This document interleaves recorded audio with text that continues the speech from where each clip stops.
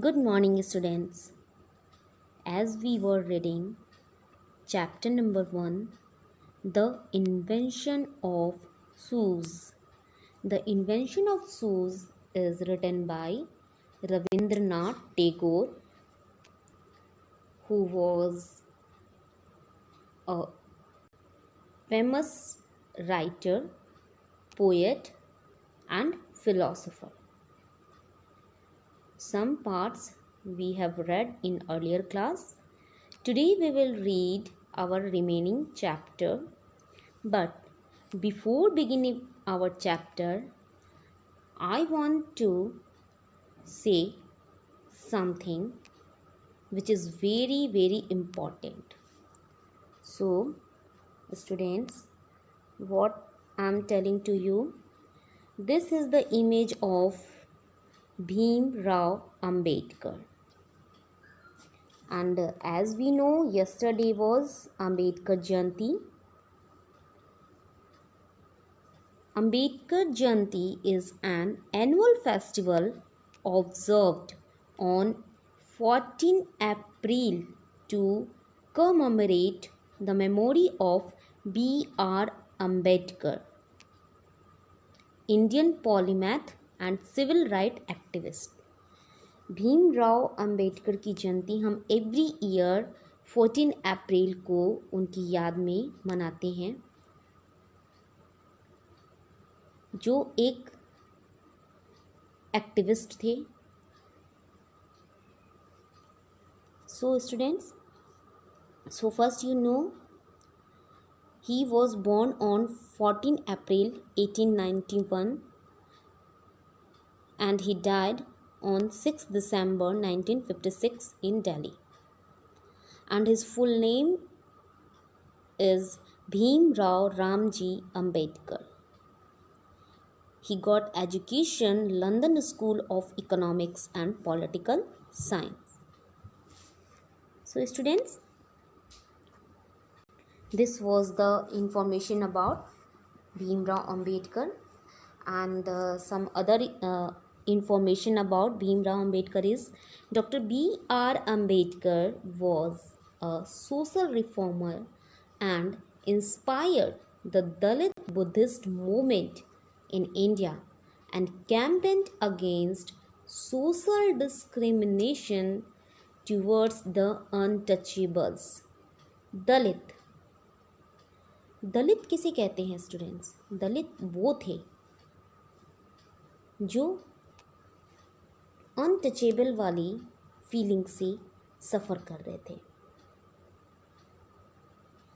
Society में उन्हें discriminate किया जाता था, डिस्क्रिमिनेशन होती थी उनके साथ. He is the father of the Indian Constitution and the brain behind the drafting of the Indian Constitution.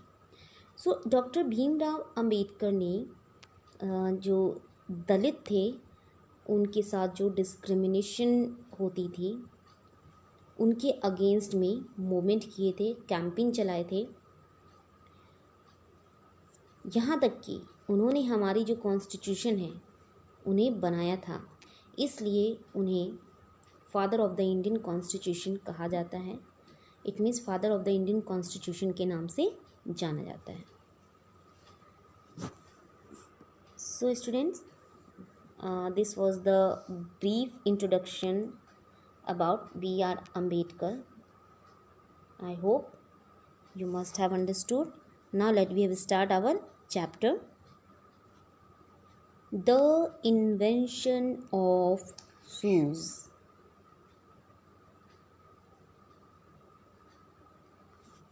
Okay, so that is very interesting story. Till now, what we have read there was a king whose name was Hobu, and Hobu was very worried about a problem which was bothering him. So he summoned his minister, whose name was Gobu Rai, and told to him to find out solution about his problem. ये जो story है एक king की है जिसका नाम है होबो। होबो को एक प्रॉब्लम हो रही थी जिसे वो फेस कर रहा था। प्रॉब्लम क्या थी? Whenever he step on the ground the dust touched his feet. Dust जो थी उसके फीट को टच करती थी। So he was very bothered about his problem. Dust उसकी रॉयल फीट को टच करती थी, इसलिए वो बहुत इरिटेट हो रहा था, बहुत परेशान हो रहा था। सो इसलिए वो अपने मिनिस्टर गोबू रॉय को बुलाता है, कॉल करता है एंड उससे कहता है कि वो उसकी इस प्रॉब्लम का सॉल्यूशन फाइंड आउट करे। So then Gobu Roy gathered all the scientist, learned men, scholars and mechanics to find out the king's problem. But no one succeeds to find out the solution of king's problem. Gobu Roy जितने भी learned man होते हैं, scientist होते हैं, mechanics होते हैं, सभी को बुलाता है ताकि वो किंग की जो प्रॉब्लम है उसको शॉर्ट आउट कर सके, सॉल्यूशन ढूंढ सके। लेकिन कोई भी ऐसे पर्सन नहीं थे जो एक परफेक्ट सॉल्यूशन फाइंड आउट कर सके किंग की प्रॉब्लम का। So what happened in next? काफ़ी डीप थिंकिंग के बाद what they have done, they purchased 17,50,000 brooms. काफ़ी डीप थिंकिंग की, उसके बाद उन्होंने 17,50,000 ब्रूम्स जो थे वो परचेज़ किए और जो वर्कर्स थे उनको बुलाया, कॉल किया to remove the dust from kingdom. राज्य से, जो किंग का राज्य था, किंगडम था, उससे डस्ट को रिमूव करने के लिए वर्कर्स को बुलाए गए और 17,50,000 ब्रूम्स जो थे वो परचेज़ किए गए। बट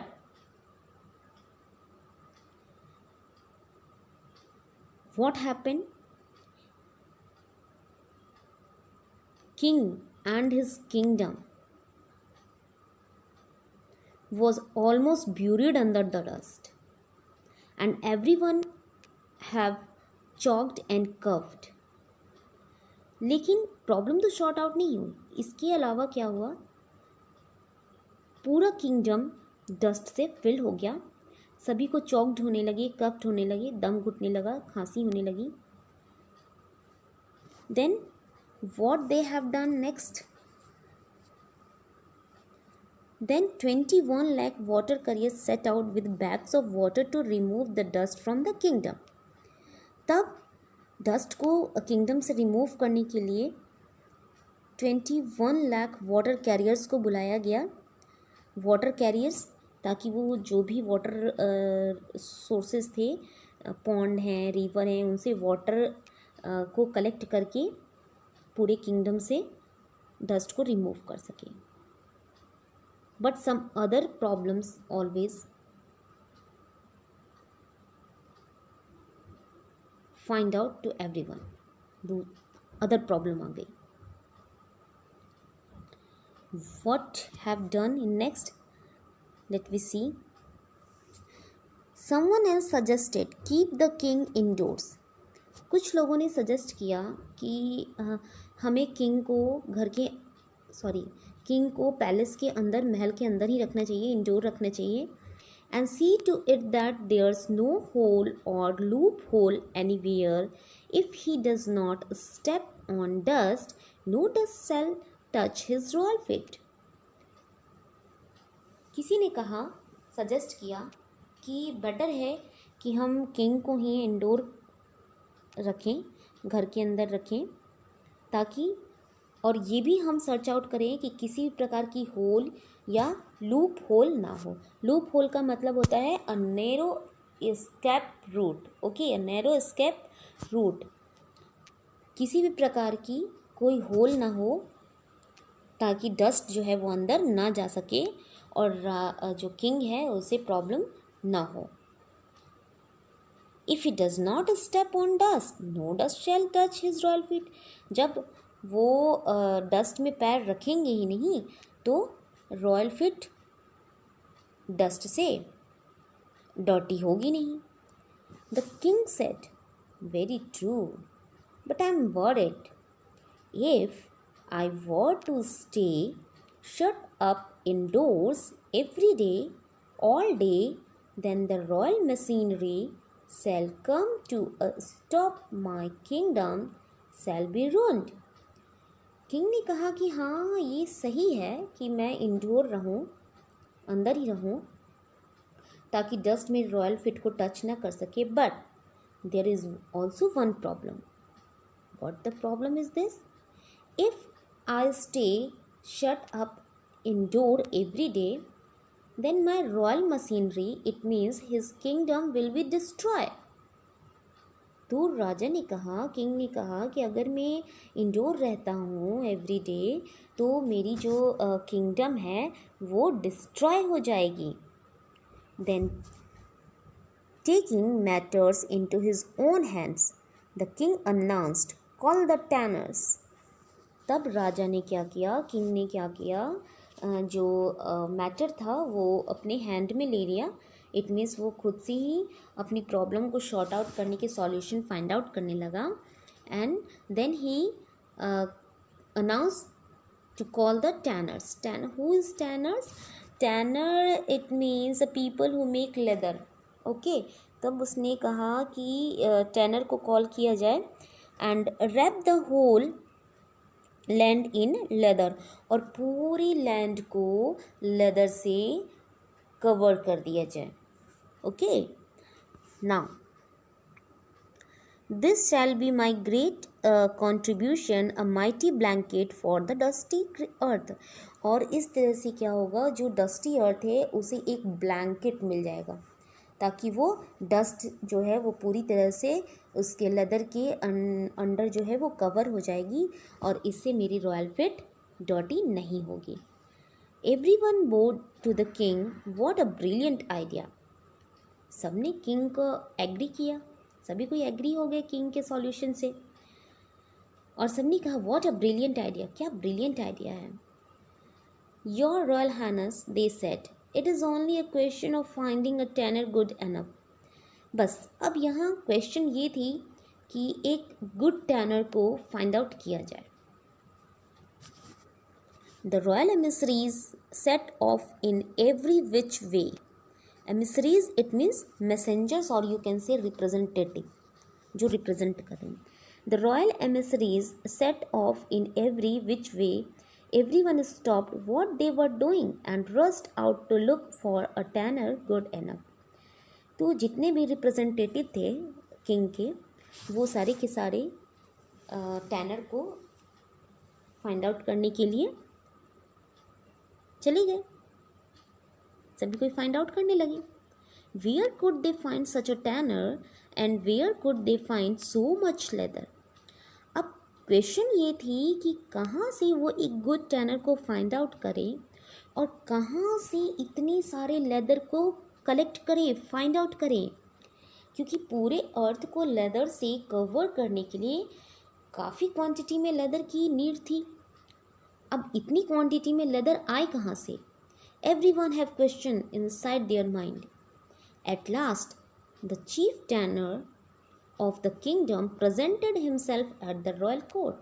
और तब जो टैनर का जो चीफ था, हेड था, वो किंग के कोर्ट में प्रेजेंट हुआ, आया वहाँ। He was an old man, वह एक ओल्ड मैन था। He bowed to the king, bowed का मतलब होता है स्टूडेंट्स सिर झुकाना। ओके, रेस्पेक्ट में जो किंग के सामने जब पीपल जो थे वो सिर झुकाते थे उनको बोलते थे bowed, BOWED, bowed. Okay, so he bowed to the king, smiled a little and said, उसने किंग के आगे बोड किया, सिर झुकाया, अपने स्माइल किया, लिटिल स्माइल किया, और उसने कहा, if your royal highness permits, I have a suggestion. Royal highness it means respective word for king. Royal highness king को रिस्पेक्ट देने के लिए ये वर्ड बोले जाते थे। ओके, तो टैनर ने कहा कि अब अगर आपकी परमिशन हो तो मैं आपको एक सजेशन दूं। Okay, so what the suggestion is there, it might fulfil your wish in a simple yet effective way. उसने बोला कि effective way it means in a way that works well, something में effective gets the job done. Tanner ने कहा कि अगर आपकी permission हो तो मैं आपको एक सजेशन दूं, आपकी जो विश है बिल्कुल सिंपल तरीके से, बिल्कुल सिंपल वे में फुलफिल हो सकती है। You may make your suggestion set the king. King ने कहा ठीक है, आप अपने सजेशन को बताओ, क्या है आपका suggestion. Cover your royal fit your royal harness set the old tenor. Old tenor ने कहा बेटर है कि आप अपने रॉयल फिट को ही कवर कर लें, then you shall not have to cover the whole earth, और इस तरह से आपको होल अर्थ को कवर नहीं करना पड़ेगा। If it was all that easy to solve the problem said the king. क्या ऐसा हो सकता था, ईजी वे में ऐसे प्रॉब्लम सॉल्व हो सकते हैं।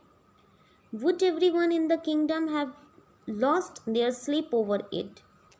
Lost their sleep over it, it means been extremely worried about it. सब कोई काफ़ी चिंता में थे, बहुत चिंतित थे, वरिड थे, जिसकी वजह से उनकी नाइट की जो नींद थी वो भी चली गई थी, वो सो नहीं पा रहे थे। सो किंग ने कहा कि क्या इस इजी वे में मेरे प्रॉब्लम का सॉल्यूशन हो सकता है। सभी कोई चिंतित थे, वरिड थे। Suddenly Gobu Rai speak in loudly manner, arrest the fellow and throw him into jail. Gobu Rai ने कहा इसे अरेस्ट कर लो और जेल में डाल दो। But already the old tenor was deep at work, लेकिन ऑलरेडी टैनर ने अपना वर्क जो था वो डीपली तरीके से कर लिया था। Sitting down at the king's feet he had been measuring and cutting, stitching and fitting before the king could decide whether to throw him. So उस ओल्ड टैनर ने मोस्टली जो अपना था वर्क कर लिया था। उसने वो किंग के फिट में बैठा, उसने उसकी किंग के फिट की मेजरिंग की और उसके बाद लेडर को कट किया, स्टिच किया और उसे फिट कर दिया और उसे एक शूज़ का फॉर्म दे दिया। Before the king could decide whether to throw him, king के ये डिसाइड करने से पहले कि उसे जेल में डालना है या नहीं डालना है, उससे पहले ही उस ओल्ड टैनर ने अपना काम कर लिया था। He had finished a neat pair of shoe and presented it to his royal highness. और उसने बिल्कुल नीट पेयर जो है शूज़ के बना लिए थे, प्रिपेयर कर लिए थे और उसने किंग के सामने प्रेजेंट कर दिया। King Hobu put on the shoes, they fit him perfectly, his royal feet felt warm and snug and most importantly clean. King Hobu को जब वो किंग होबू ने शूज़ जब पहने, वेयर किए, तब वो परफेक्टली फिट हो गए थे।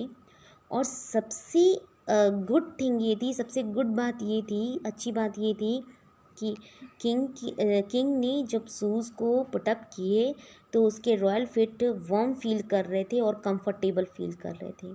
और मोस्ट इम्पॉर्टेंट बात ये थी कि अब उसके फीट जो थे वो डर्टी नहीं होंगे। The minister spared the old tanner, he said I had the same idea myself, some way or the other the fellow must have got hold of my idea.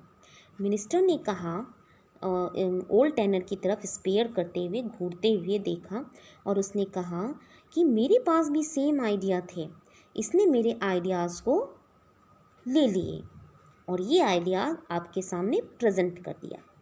Who said? Gobu Rai, because he was feeling jealous, क्योंकि उसे jealous feel हो रही थी। And so from that day begin the use of shoes, और उस दिन से shoes जो थे पहने जाने लगे, यानी कि शूज़ के पहनने की शुरुआत उसी दिन से हुई। The royal feet were saved, so was Gobu. अब रॉयल फीट जो थे वो सेव हो गए थे और अब गोबू भी सेव हो गया था। And so was the earth, और अर्थ भी सेव हो गई थी। क्यों? Why Gobu Rai was also saved? Because king told to him if he didn't find the solution of his problem, then no one that no one saved him to king's wrath, उसके king के anger से कोई भी नहीं बचा पाएगा। So now Gobu Roy was also saved. So students, that was your chapter which we have done. I hope you must have understood this chapter. Once again you will read this chapter. Goodbye, have a nice day.